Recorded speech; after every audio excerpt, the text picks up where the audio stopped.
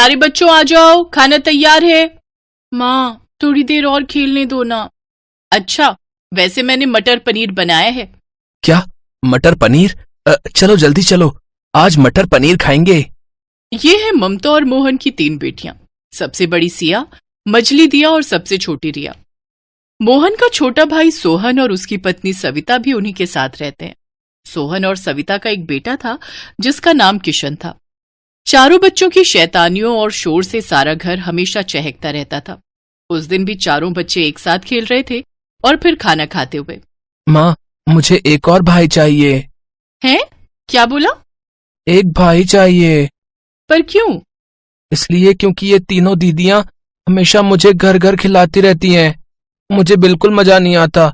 अगर मेरा एक भाई होगा तो वो मेरे साथ क्रिकेट खेलेगा ना। अच्छा बाबा, तू गुस्सा मत कर। खाने के बाद हम तीनों तेरे साथ क्रिकेट खेलेंगी। अब खुश? हाँ खुश, लेकिन रोज खेलना पड़ेगा। हाँ हाँ, खेल लेंगे। चल अब खाना खा ले। ऐसे ही वक्त गुजरता गया और फिर चारों बच्चे बड़े हो गए। एक दिन मोहन भागा भागा घर आया और उसके हाथों में मिठाई का डिब्बा था।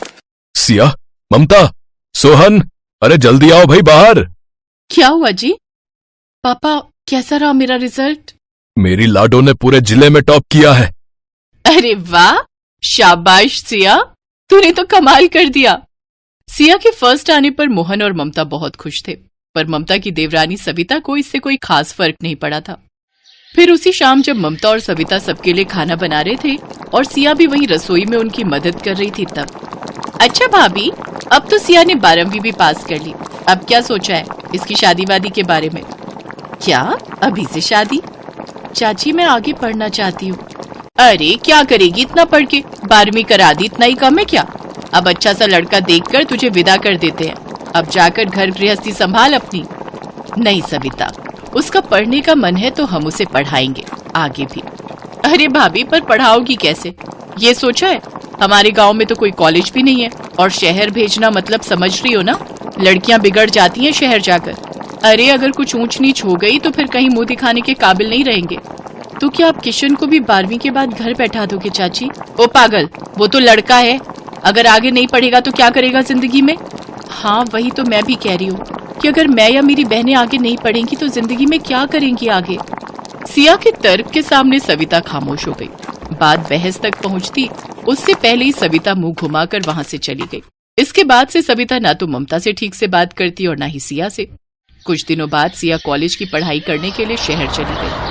उधर दिया और रिया भी बहुत अच्छे नंबरों से पास हुई, जबकि किशन बस फेल होते होते बचा। अब घर में 3 ही बच्चे बचे। अपनी दीदी की तरह दिया और रिया भी पढ़ाई में खूब मेहनत करने लगी और उधर किशन अब दोस्तों के साथ सारा दिन मस्ती करने लगा। ऐसे ही कई साल और बीत गए और फिर एक दिन, सुनो जी, एक बात करनी है आपसे। हाँ बताओ, क्या हुआ? आज मेरी भाभी से बहुत लड़ाई हुई। ममता भाभी से? पर क्यों? अरे वो कह रही थी कि किशन को संभालो, वो सारा दिन आवारागर्दी करता रहता है, बिगड़ जाएगा। अरे मेरा लड़का है, वो कैसे बोल सकती है ये सब? तो क्या चाहती हो तुम बताओ?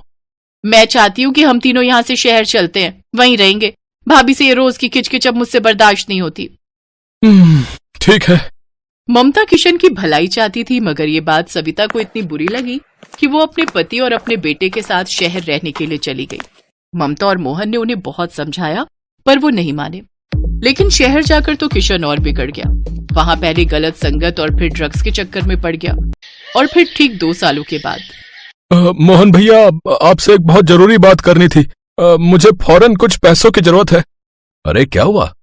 भैया, अपना किशन ड्रग्स के चक्कर में पड़ गया था और उसने किसी गुंडे से उधार पर ड्रग्स लेना शुरू कर दिया। अब उस गुंडे ने किशन को अगवा कर लिया है और ड्रग्स के 5 लाख रुपए मांग रहा है। आप मुझे पैसे दे दो भैया, चाहे तो मकान में मेरा हिस्सा मत देना, मैं आपके आगे हाथ जोड़ रहा हूं। अरे तुम दोनों चिंता मत करो, मैं कुछ करता हूं, सब ठीक हो जाएगा। फोन पर सविता और सोहन गिड़गिड़ा रहे थे। उन्हें किशन की फिक्र हो रही थी और इधर मोहन भी किसी को फोन लगा रहा था। इस सब के कुछ घंटों बाद ही एक सुनसान अड्डे पर गेट तोड़कर पुलिस की जीप आ घुसी और उसमें से कंधे पर चमचमाते सितारों के साथ सिया बाहर निकली, जो अब एक पुलिस इंस्पेक्टर थी। उसे देखते ही, सिया दीदी, आप इंस्पेक्टर? क्या छोटे, कैसा है? अब चिंता मत कर, तेरी दीदी आ गई है तुझे बचाने। सिया के साथ आए पुलिस वालों ने एक एक कर सभी गुंडों को पकड़ लिया और वहां से ढेर सारा ड्रग्स भी बरामद किया। इसके बाद सिया किशन को लेकर थाने पहुंची, जहां मोहन, ममता, सोहन और सविता उनका इंतजार कर रहे थे। और फिर सिया को देखकर सविता और सोहन की आंखें फटी की फटी रह गई। मम्मी पापा, देखो सिया दीदी ने मुझे बचा लिया। दीदी पुलिस इंस्पेक्टर बन गई मम्मी। सविता भारी कदमों से चलकर सिया के पास आई और उसके सामने हाथ जोड़कर खड़ी हो गई। मुझे माफ कर दो बेटी, मैं गलत थी, मेरी सोच गलत थी। तुमने और तुम्हारे माता पिता ने साबित कर दिया कि बेटा बेटी में कोई फर्क नहीं होता। फर्क होता है तो सिर्फ परवरिश में।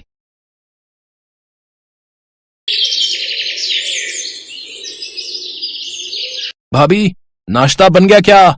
मैं लेट हो रहा हूँ। हाँ हाँ हो गया। लो, आलू के पराठे बनाए हैं आज। क्या बात है, मजा ही आ जाएगा फिर तो। जी करता है कि सारे काम छोड़ूं और आराम से बैठकर बस ये पराठे ही खाता रहूं। तू भी ना, चल अब जल्दी कर। नहीं सच में भाभी, आप ना बेस्ट हो। हाँ वो तो है, लेकिन जब रसिका आएगी ना इस घर में, तब देखेंगे कि तुम रसिका के गुण गाते हो या फिर मेरे। क्या भाभी, फिर वही बात। आप जाओ किचन में और मुझे पराठे पर फोकस करने दो। हाँ, देवर और भाभी का बड़ा ही प्यारा रिश्ता होता है। इसमें मान सम्मान भी होता है और हंसी मजाक भी। सरिता की शादी किशोर से हुई थी और राहुल उसका देवर था। किशोर और राहुल की उम्र में 10 साल का बड़ा अंतर था। जब राहुल छोटा था तभी उसके माता पिता का देहांत हो गया था। उनके जाने के बाद पहले किशोर ने और फिर भाभी बनकर आई सरिता ने राहुल को अपने बेटे की तरह पाला था।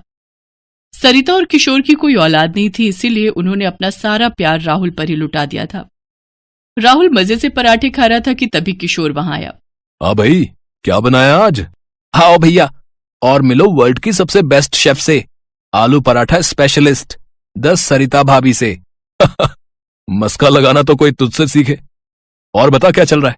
कुछ नहीं, बस अगले महीने एग्जाम और फिर नौकरी की तैयारी। गुड। आज अगर माँ बाबूजी जिंदा होते तो कितने खुश होते। बस तू जल्दी से अपना काम धंधा शुरू कर, फिर हम रसिका को ले आएंगे पूरी धूमधाम से। क्या यार भैया, जब देखो वही बात। आप पराठे खाओ ना, और मुझे भी शांति के साथ पराठे खाने दो। अब ये शांति कौन है? उसके लिए भी पराठे पैक करवा दूं क्या? चुप हो जाओ आप दोनों। किशोर के घर में हमेशा ऐसे ही हंसी मजाक का माहौल रहता था। किशोर एक कंपनी में काम करता था और सरिता घर संभालती थी। माँ बाप के एक साथ चले जाने के बाद रिश्तेदारों ने किशोर की शादी बहुत जल्दी कर दी थी, ताकि वो दोनों मिलकर राहुल का ख्याल रख सके। सरिता भी भाभी नहीं बल्कि माँ के रूप में राहुल का पूरा ख्याल रखती थी। ऐसे ही कई दिन गुजर गए। राहुल की कॉलेज की पढ़ाई अब खत्म होने वाली थी। फिर एक दिन कॉलेज में। हाय। हाय रसिका, कैसी हो? मैं ठीक हूँ, आप कैसे हो? अरे यार, ये तुम मुझे आप क्यों बोलती हो? तो क्या बोलूं? तुम बोलो ना, जैसे मैं तुम्हें बोलता हूँ। मैं आपको तुम बोलूं? फिर वही बात। अच्छा खैर छोड़ो, अंकल आंटी कैसे हैं? वो बढ़िया है। आप बताइए, भैया भाभी कैसे हैं? हाँ वो भी मस्त है। अच्छा रसिका, मैं चलता हूँ, मुझे दोस्तों के साथ फिल्म देखने जाना है, तो मैं लेट हो रहा हूँ। ठीक है, बाद में मिलते हैं। Okay bye. बाय। रसिका चाहती थी कि राहुल उसे भी अपने साथ फिल्म देखने ले जाए, लेकिन राहुल रसिका से हर वक्त कन्नी ही काटता रहता था। रसिका वहां से दुखी होकर घर की तरफ चल पड़ी। दरअसल राहुल और रसिका के पिता बहुत अच्छे दोस्त हुआ करते थे। उन दोनों ने बचपन में ही रसिका और राहुल की शादी तय कर दी थी, पर शादी से पहले ही राहुल के माता पिता का देहांत हो गया। लेकिन किशोर और सरिता दिल से चाहते थे कि रसिका ही उनके घर की बहू बनकर आए, इसीलिए वो रसिका का नाम लेकर राहुल को छेड़ते रहते थे। रसिका भी राहुल को ही अपना पति मान चुकी थी। वो कभी कभार जानबूझकर राहुल से मिलने के लिए सज धज कर तैयार होकर कॉलेज आती थी, उससे बात करने की कोशिश करती थी, लेकिन राहुल उससे बचता फिरता था। लेकिन अब जब दोनों बड़े हो गए थे तो शादी की बात भी चलने लगी। आओ आओ किशोर बेटा, कैसे हो? नमस्ते आंटी जी, मैं ठीक हूँ। नमस्ते आंटी जी, आप कैसी हैं? मैं भी ठीक हूँ। रसिका, ओ रसिका, जल्दी आओ, देखो तुम्हारे जेठ जेठानी आए हैं। अपनी माँ की आवाज सुनकर रसिका फूली नहीं समाई। वो जल्दी से सिर पर पल्लू रखकर बाहर आई और आकर उसने किशोर और सरिता के पैर छुए। हालांकि उसकी नजरें किसी को ढूंढ रही थी। क्या हुआ रसिका, किसे ढूंढ रही हो? जी किसी को नहीं, मैं चाय लाती हूँ। रसिका की बात सुनकर वहां सभी लोग मुस्कुरा दिए। तभी किशोर ने कहा, आंटी अब वक्त आ गया है, हमें जल्दी से अपनी जिम्मेदारियां निभा देनी चाहिए। हाँ बेटा, मैं भी यही चाहती हूँ। मेरी तबीयत भी ठीक नहीं रहती, डॉक्टर भी जवाब दे चुके हैं। जिस शुगर ने रसिका के पापा को निकल लिया वही अब मुझे भी मार रही है। अब तो इंसुलिन भी कोई काम नहीं करता है। हिम्मत रखिए आंटी जी, सब ठीक हो जाएगा। हाँ बेटी, बस रसिका तुम्हारे घर चली जाए, उसके बाद तो भगवान मुझे कभी भी उठा ले, कोई दुख नहीं। उसी दिन पंडित जी से बात कर शादी की तारीख तय कर दी गई। ये देखकर रसिका की खुशी का ठिकाना नहीं था, लेकिन घर आकर जैसे ही ये बात किशोर ने राहुल को बताई तो वो बहुत नाराज हो गया और गुस्से से बोला, भैया भाभी, मुझे रसिका से शादी नहीं करनी है। ये क्या बोल रहा राहुल? पर माँ बाबूजी की यही इच्छा। और मेरी इच्छा का क्या? मुझे रसिका पसंद नहीं है, साफ बात ये है। क्या बुराई है उसमें? सुंदर है, संस्कारी है और आप समझ नहीं रही हो भाभी, वो सीधी सादी बहन जी टाइप लड़की है, हमारी नहीं जमेगी। देख राहुल, तेरी शादी तो रसिका से ही होगी, वरना याद रखना वो वसीयत वाली बात। वसीयत का नाम सुनते ही राहुल चुप हो गया।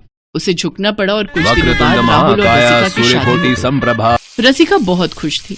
वो घर के कामों में सरिता का पूरा हाथ बटाती और किशोर की भी बहुत इज्जत करती थी। लेकिन दूसरी तरफ राहुल अब बहुत चुपचाप रहने लगा था। साफ पता चल रहा था कि वो इस शादी से खुश नहीं है। फिर एक दिन डाइनिंग टेबल पर, राहुल, वो वकील साहब आएंगे शाम को, तुम्हारे साइन चाहिए उन्हें 3-4 कागजों पर। अब ठीक है भैया, मैं कर दूंगा, अभी ऑफिस जा रहा हूं। दरअसल किशोर और राहुल के पिता शंभुनाथ एक वसीयत छोड़ गए थे।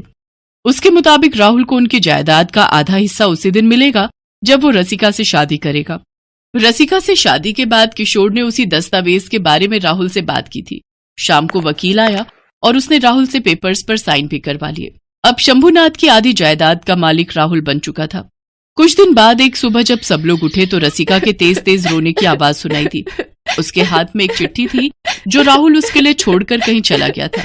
उस चिट्ठी में राहुल ने लिखा था कि वो रसिका से शादी करने से पहले एक दूसरी लड़की से शादी कर चुका था जो पहले से ही उसकी गर्लफ्रेंड थी, और उसने सिर्फ अपने पिता की जायदाद पाने के लिए रसिका से शादी की थी और अब वो अपना सारा हिस्सा लेकर अपनी पहली पत्नी को साथ लेकर विदेश जा रहा था।